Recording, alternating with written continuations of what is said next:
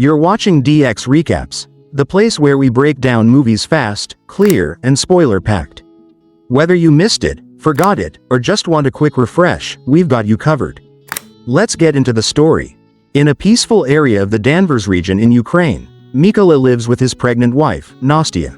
They are known as the first eco-settlers in this quiet rural place. Nastya is an artist who loves to draw and carve wood. She even makes Mykola a small wooden angel to carry as a protective amulet. Mykola himself is a mathematician, physicist, and ecologist.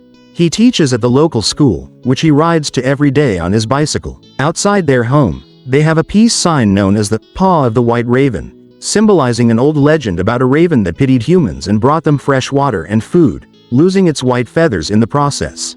Since they have no electronics at home, Mykola and Nastya rarely get news about the outside world. Mykola only catches up with world events during his short breaks at school when he can watch TV. That's how he learns about the protesters who have been killed in Ukraine's capital, and the possibility that Russia may invade. One day in class, Mykola gets harassed by a student named Ivan, who sees him as an outsider and wants him gone. But Mykola, who believes deeply in pacifism and guiding young minds, never lets Ivan's attitude shake him. One morning, on his way to work, Mykola sees soldiers by the roadside but doesn't think much of it. When he arrives at the school, he's shocked to find it completely empty. He quickly finds out why on the TV. Russia has invaded Ukraine. Fearing for Nastya's safety, Mykola rushes home on his bike, but it's too late. Russian soldiers are already there, beating Nastya. When Mykola tries to protect her, they beat him too. After making sure the couple aren't spies, the soldiers set the house on fire. As they leave, Nastya throws a stone at them in anger, so they shoot her without hesitation before finally moving on. Heartbroken, Mykola holds his wife's body and watches his home burn to the ground. Hours later, two Ukrainian militia fighters find Mykola. They check his identity to confirm he's an innocent civilian, then help him dig a grave for Nastya. Before leaving with the militia, Mykola makes sure to take the wooden angel with him, his last memory of his wife. When they reach the base, the commanders are suspicious of this stranger. He could be a spy. But Mykola immediately proves he's genuine by announcing he wants to join the army and drive the Russians out of Ukraine. He is sent straight into tough training. For Mykola, who has always been a pacifist, pushing his body to its limits and learning to use firearms is something he's never done before. He struggles to take apart and reassemble weapons, earning him mockery from his trainers, especially when he chooses Raven as his codename. But Mykola never lets them break him. He trains harder than anyone, practicing weapons late into the night with the wooden angel by his side as a reminder of his goal: revenge for Nastya. A few weeks later, the trainees learn that the front line desperately needs snipers. Few volunteers step forward, except Mykola, who signs up immediately and faces more ridicule. Determined to prove himself, Mykola accepts a challenge. He disassembles and reassembles an AK-47 blindfolded in under 20 seconds. He succeeds, finally earning everyone's respect in the name Raven. The theoretical side of sniper training is easy for Mykola thanks to his deep knowledge of physics and math. He does calculations faster than even his instructors. He also masters the first rule of sniping: staying perfectly still and silent, even when an instructor fires bullets into the ground next to him to test his nerves. However, Mykola struggles with the actual shooting because, for some reason, he's given a weapon that isn't even suited for combat sniping. When he points this out, he's told to stop complaining. Refusing to quit, Mykola comes up with a plan. During the final sniper exam, held at night, trainees must shoot their targets when the flare fired by the instructor lights up the area. But instead of firing immediately, Mykola uses the light to calculate the perfect distance. After the exam ends, he shoots in total darkness, hitting the bullseye dead center, something no one else manages to do. This feat earns him the highest score and a place in a first-class unit. Mykola's first mission is to help free an important checkpoint taken by the Russians. He and his fellow snipers slip into the area undetected and each one picks a target.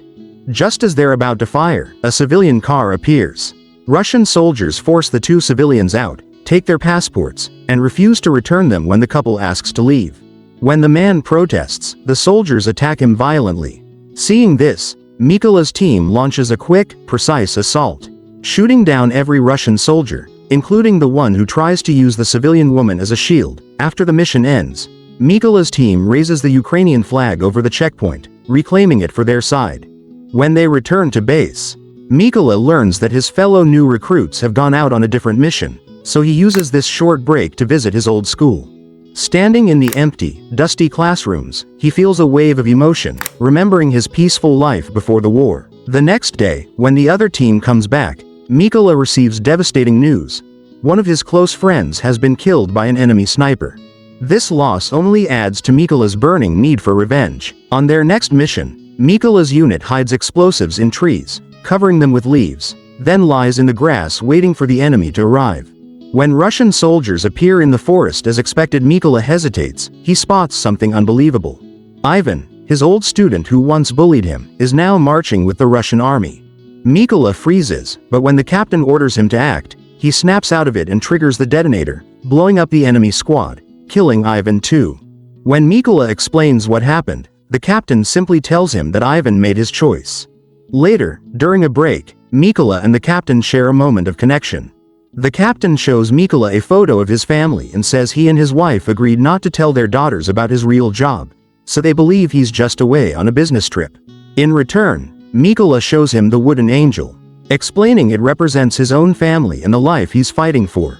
A few days later, Ukrainian forces secure the trenches near the border, so Mykola's sniper team gets into position, ready to stop the incoming Russian troops. Mykola keeps the wooden angel with him at all times as he prepares to do his job. But when he spots the man who killed his wife among the Russian soldiers, he loses his calm focus. Desperate for revenge, Mykola keeps begging for permission to shoot, but the captain refuses, saying the enemy isn't in the right position yet. Eventually, Mykola's rage takes over.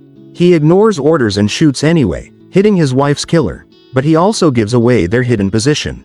Instantly, a hidden enemy sniper fires back, killing the captain. Chaos erupts as Russian troops open fire. Mykola has to drag the captain's lifeless body across the field, dodging bullets and explosions all the way back to safety. Hours later, back at base, his superior promises they'll find the sniper who killed the captain, and when they do, Mykola will be the one to take him out. Crushed by guilt, Mykola throws himself into dangerous solo missions to atone for his mistake. His sniper skills are unmatched. He takes down many Russian soldiers on his own. But with no one to hold him back, he becomes reckless and gets shot in the arm during an ambush. Mykola hides out in a secret safe house to recover. While resting, he watches the news to follow updates about the political situation and negotiations with Russia. But his break is interrupted by an urgent call. They have located the sniper who killed the captain. Mykola must return immediately. Before the mission, the soldiers are briefed on everything they know. The enemy sniper, Sari, has an unusually wide shooting range and has already killed 5 Ukrainian snipers and 3 machine gunners. Worse yet, Sari films every kill and posts the videos online to demoralize the Ukrainian forces. He even posted the video of their captain's death. But all these kills help them track Sari's location. The only problem is that the enemy is hiding in a chemical plant with a chlorine storage, so they can't just bomb the place or plant mines.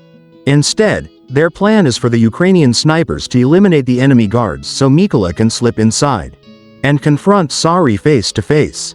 When the operation begins, the Ukrainian snipers get into position while Mykola crawls through the field toward the building. The first enemy he encounters is the other man who attacked his home. The man recognizes him instantly and mocks him, saying he should have finished the job back then. Mykola shoots him dead on the spot, then signals his team. All the Ukrainian snipers fire at once, silently wiping out the remaining guards without alerting the main target. Only Sari and one other Russian sniper remain. They don't realize anything is wrong until they stop getting updates on their radios and go check on their comrades, only to find them all dead. As Sari sends the other sniper to keep watch and calls for reinforcements, Mykola sneaks deeper into the building and places the wooden angel where Sari will see it. When Sari finds the angel, Mykola jumps out and ambushes him, killing him up close with a knife. Meanwhile, the other Russian sniper is taken out by a hidden grenade trap. Just then, the reinforcements Sari called for arrive. Mykola uses Sari's radio to warn the new soldiers that they will pay for everything they've done. As soon as the Russian truck arrives, the Ukrainian snipers open fire, wiping out the enemy within seconds. Having finally avenged his wife, his fallen friend, and his captain, Mykola takes a moment to visit Nastia's grave. He carefully fixes the fallen cross on her grave and silently says goodbye. As much as he wishes he could stay home, he knows his fight isn't over. His country still needs him. Before long, Mykola sets out on another mission, ready to hunt down as many Russian soldiers as it takes to protect his homeland. And that's a wrap on today's recap. If you enjoyed the ride, don't forget to like, subscribe, and hit that bell so you never miss a plot twist. Got a movie you want recapped? Drop it in the comments below. This is DX Recaps. See you in the next one.